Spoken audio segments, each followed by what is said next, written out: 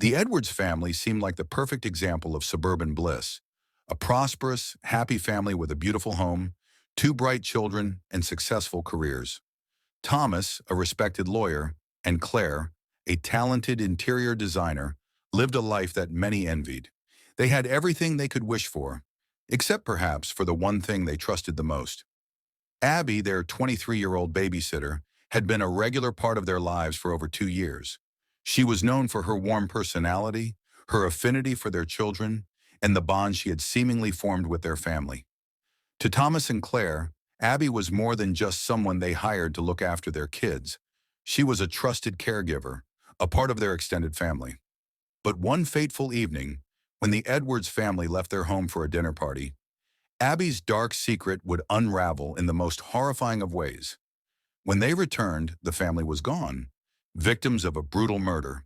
The only survivor was Abby, the seemingly perfect babysitter who was found in a catatonic state, sitting among the wreckage of the crime. What had led to such a violent act? And why had Abby, the very person the Edwards family had trusted most, turned into their executioner? The investigation into the murders would expose a web of secrets, betrayal, and obsession, leading to a chilling revelation about the babysitter's dark past and her twisted motives. This is the story of how a seemingly innocent young woman became the center of one of the most shocking crimes a family could endure. The Edwards family was the epitome of the American dream. Living in an affluent suburban neighborhood, their lives seemed picture perfect, a reflection of hard work, success, and family values. Thomas, the patriarch, had built a lucrative career as a well-regarded lawyer, specializing in corporate law. He was known for his sharp mind, his eloquent courtroom presence, and his ability to navigate even the most complex legal cases. His colleagues admired him for his professionalism and dedication, while his friends respected him for his generosity and wit. At 41, Thomas was in the prime of his career and had recently been named a partner at one of the most prestigious law firms in the city. He was a man with a bright future, surrounded by wealth and opportunity. Claire, his wife, was equally accomplished in her own right.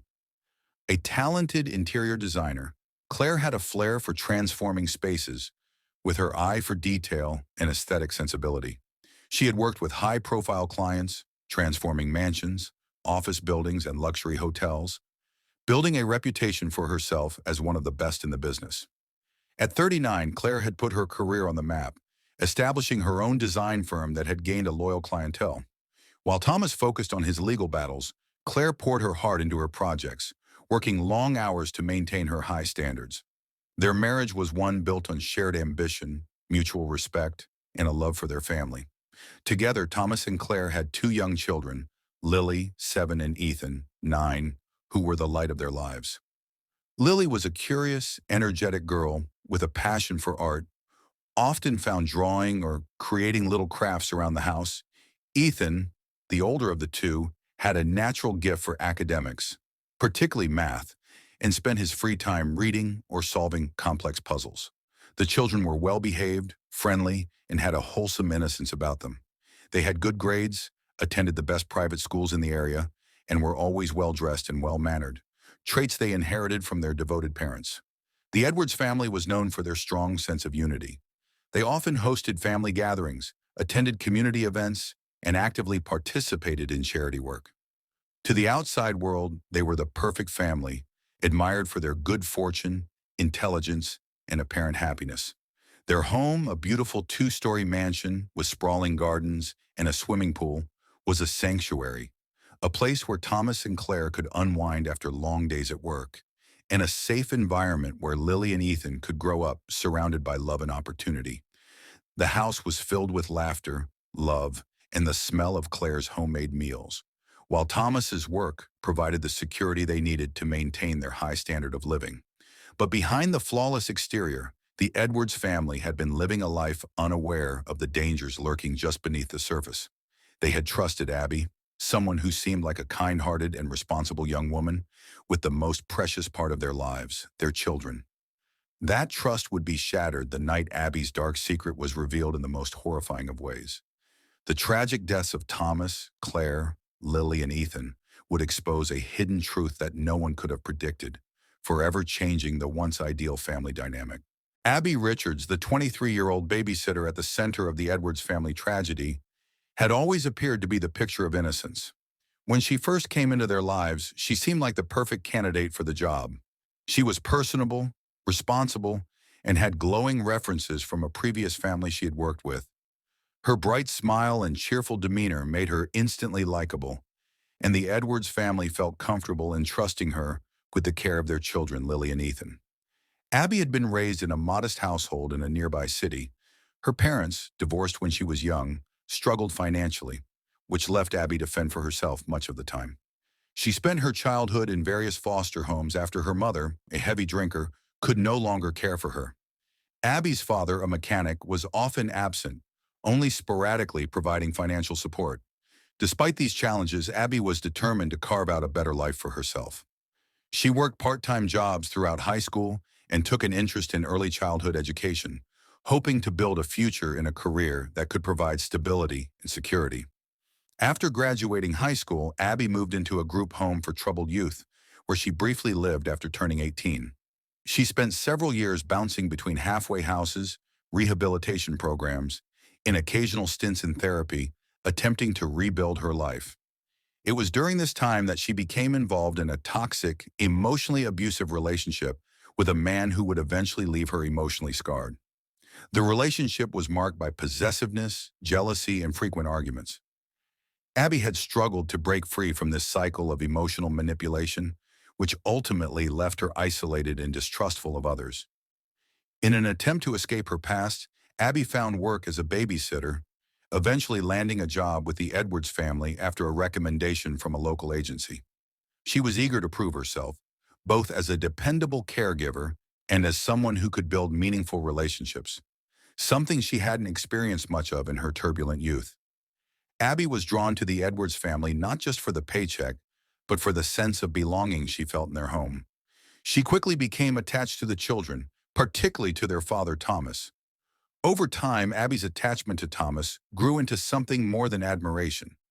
She began to fantasize about a life where she wasn't just the babysitter, but a permanent part of the family. She would often watch him interact with Claire and the children, feeling a deep longing for the warmth and love that seemed to radiate from their perfect family dynamic. But despite the outward affection from the Edwards family, Abby felt increasingly isolated, struggling to keep her obsessive feelings in check. She felt unnoticed, a secondary figure in the household she had come to consider her own. Abby's desire for attention and validation grew over time, but the more she tried to insert herself into the family's life, the more she felt pushed aside. Claire was a loving mother, but her busy schedule left her distracted. Thomas, preoccupied with work, barely noticed Abby's increasingly erratic behavior.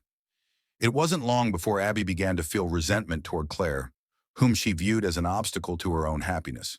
The more she became fixated on Thomas, the more she began to resent his wife for standing in the way of what Abby believed could be her perfect life. Abby's growing fixation became all-consuming. She began to act out, making subtle and sometimes uncomfortable advances toward Thomas, which he often brushed off as harmless or simply a quirk of her personality. She bought gifts for the children, but also for Thomas, hoping to gain his attention. On the surface, she maintained a pleasant and helpful demeanor, but beneath the surface, her obsession began to take a darker turn. Her once muted emotions were now overflowing with anger, jealousy, and a thirst for acceptance that would ultimately push her over the edge. In the months leading up to the tragic events, Abby's behavior became more erratic. She would sometimes show up unannounced at the Edwards home, claiming she had extra time and could help with chores or take the kids out. She would linger around Thomas longer than necessary, trying to engage him in conversations or find ways to please him. Abby's growing paranoia about being replaced or being seen as just the babysitter festered and morphed into an unhealthy fixation on the idea of becoming a permanent member of the family, with Thomas as her partner and father of her future children. Her mental state began to unravel. She started to see Claire not just as a mother figure, but as a rival, someone who stood in the way of her happiness. Abby had a warped sense of entitlement and began to see the Edwards family not as her employers, but as the family she should be a part of. It was a quiet Friday evening when the Edwards family left for their dinner party, leaving behind their two young children, Lily and Ethan, in the care of Abby. As always, Abby had arrived early to ensure the kids were settled in and everything was in order. The children had been playing outside before dinner, but they were accustomed to their bedtime routine, so they quickly calmed down and got ready for the night. Thomas and Claire had left the house by 7:30 p.m., just as they had done many times before, trusting Abby to look after the children while they enjoyed an evening out. Abby had always been dependable, always attentive to their needs, which made her a constant presence in the Edwards household. But that night, something in her changed. As the door closed behind the family, leaving Abby alone in the house, a sense of calm washed over her. But it wasn't the kind of peace she had hoped for. Instead, it was as though she had entered a dark space, a moment where she felt untethered from everything, and the obsession that had been brewing for months could finally take root. With the children settled into bed by 8:30 p.m., Abby had plenty of time to herself. The house was eerily silent, except for the faint hum of the refrigerator and the occasional creak of the floorboards.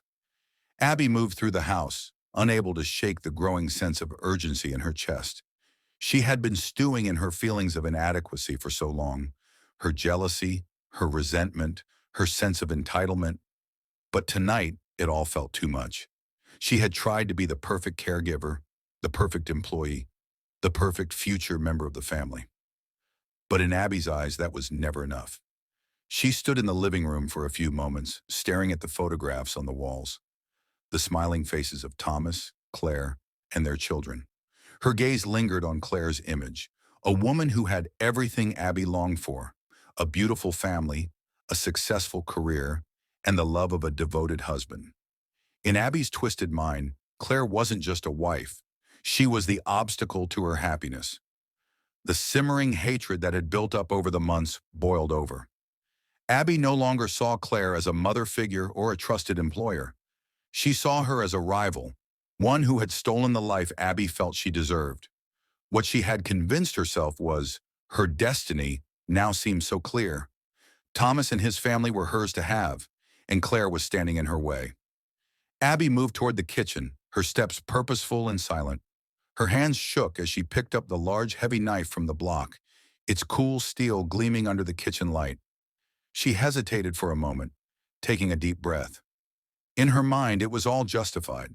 She had to make them understand that she belonged with them, that she was worthy of Thomas's love, and that Claire was the only thing standing in her way. She went upstairs to the children's bedrooms first.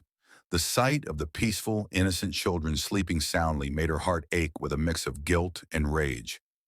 Ethan, the older of the two, was snuggled under a blanket, his small chest rising and falling rhythmically. Lily, wrapped in a stuffed animal, lay next to him. Abby stood there for a moment, her heart pounding in her chest. She could almost hear their parents' voices telling her to look after them, to protect them, but her jealousy overpowered everything, and she made her choice. Abby slowly crept into Ethan's room, a shadow in the dim light, and with a swift motion, she used the knife to end his life. The blow was quick, aimed at his throat. The boy didn't even have a chance to wake up before he was gone. Then she moved to Lily's room. She hesitated, looking at the sweet, angelic face of the little girl she had looked after for so long. But the jealousy and anger swirled again, clouding her judgment. With a deep, shaky breath, Abby ended Lily's life in the same brutal manner. The child never had the chance to call out for help. By the time Abby was done, the children were gone, cold and lifeless in their beds. But Abby wasn't finished. She had a clear target in mind, and it wasn't just the children standing in her way anymore.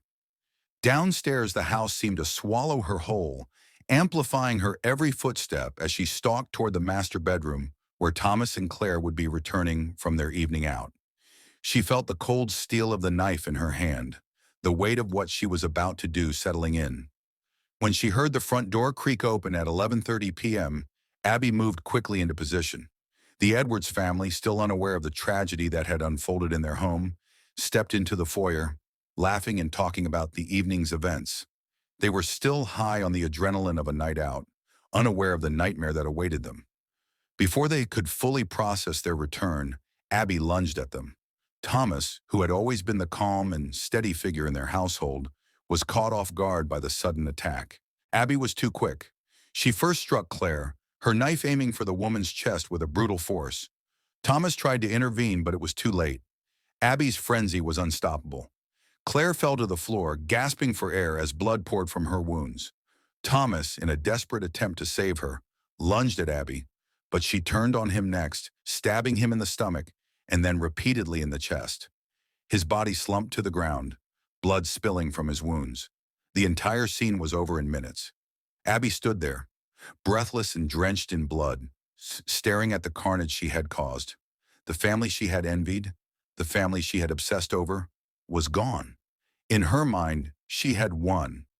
But as she looked around the silent house, she realized too late that she had lost everything, including her own sanity. Abby left the house in chaos. The once perfect home was now a scene of unimaginable horror. Blood stained the floors, the walls, and the furniture, a grim reminder of the life she had tried to take for herself. As she stumbled out into the night, her mind began to unravel, her actions a blur in the chaos she had caused. By the time the police arrived, Abby was found sitting on the floor of the living room, rocking back and forth in a catatonic state. She was covered in blood, her face blank, as if detached from the nightmare she had just created. She offered no explanation, no remorse, only a broken, vacant stare.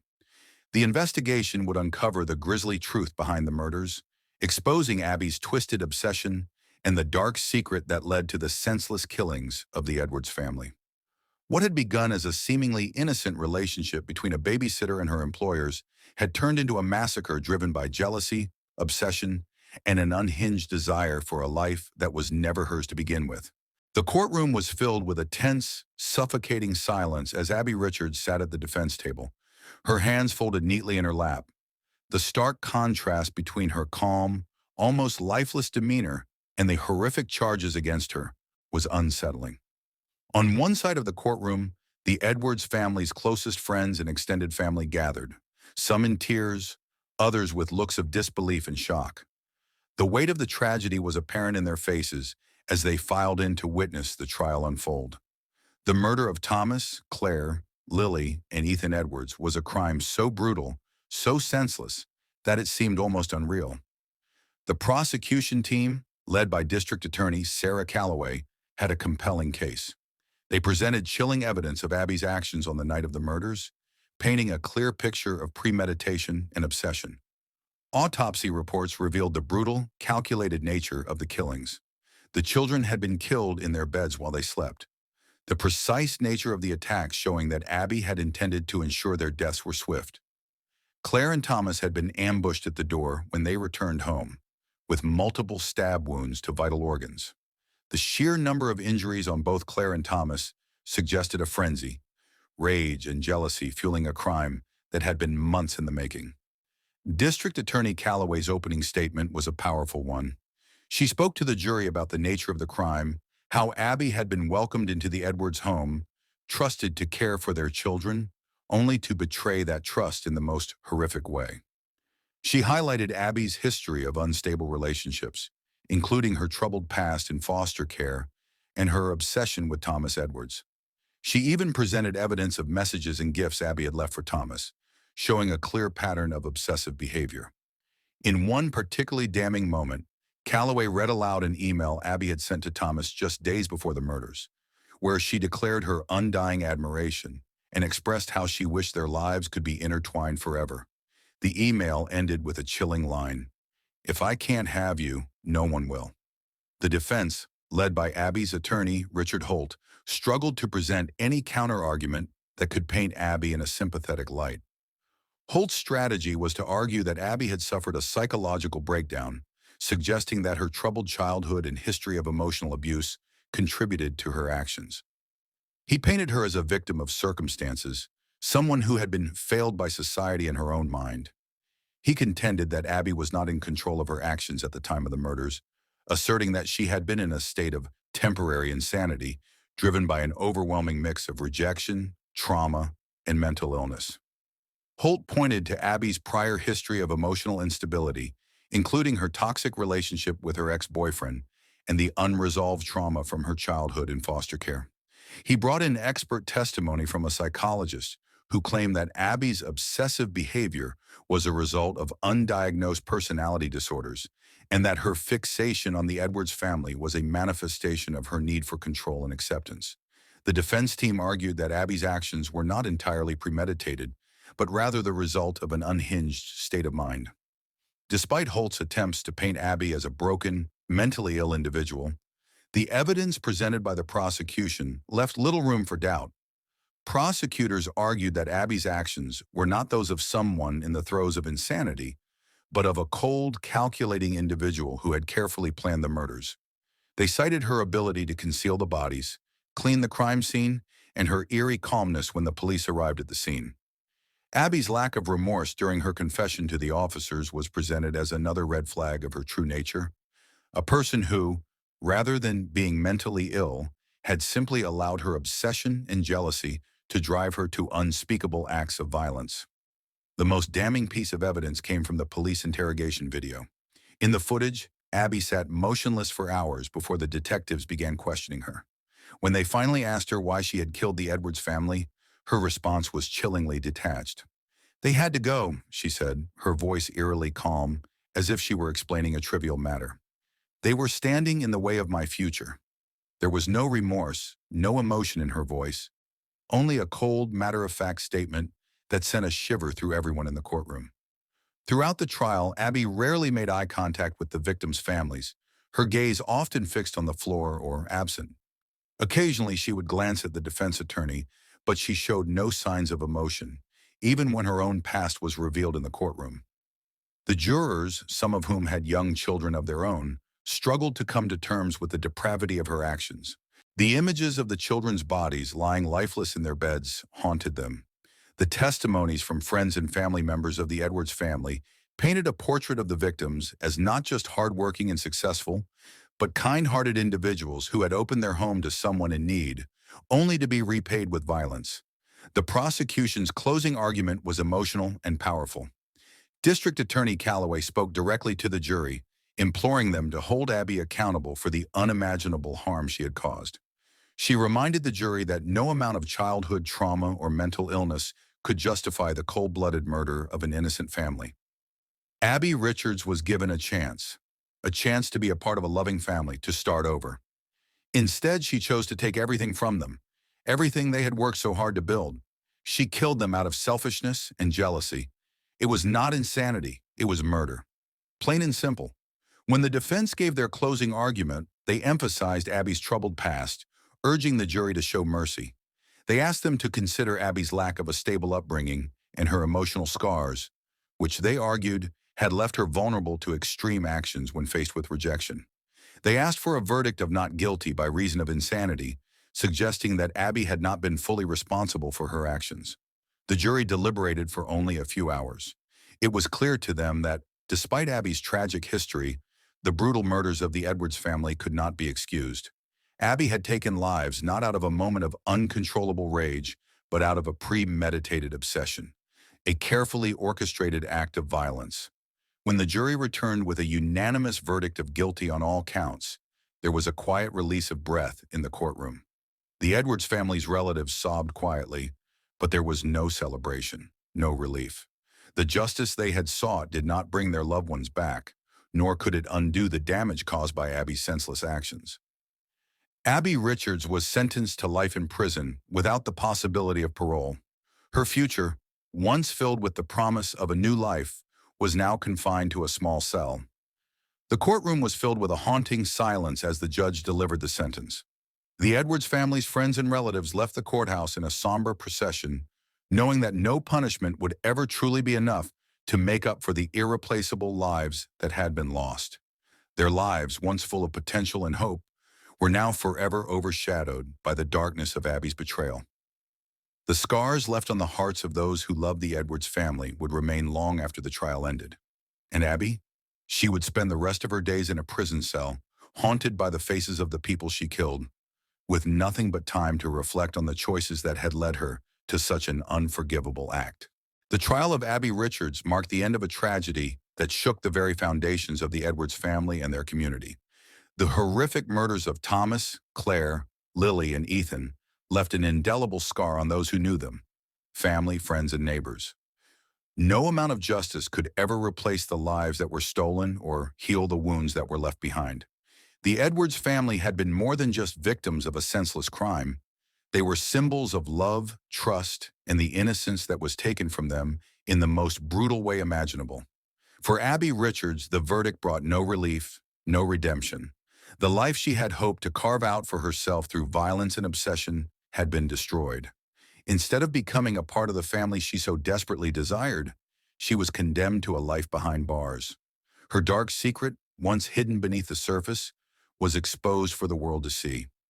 The persona she had crafted of a kind, dependable caregiver was shattered, replaced by the harsh reality of who she truly was.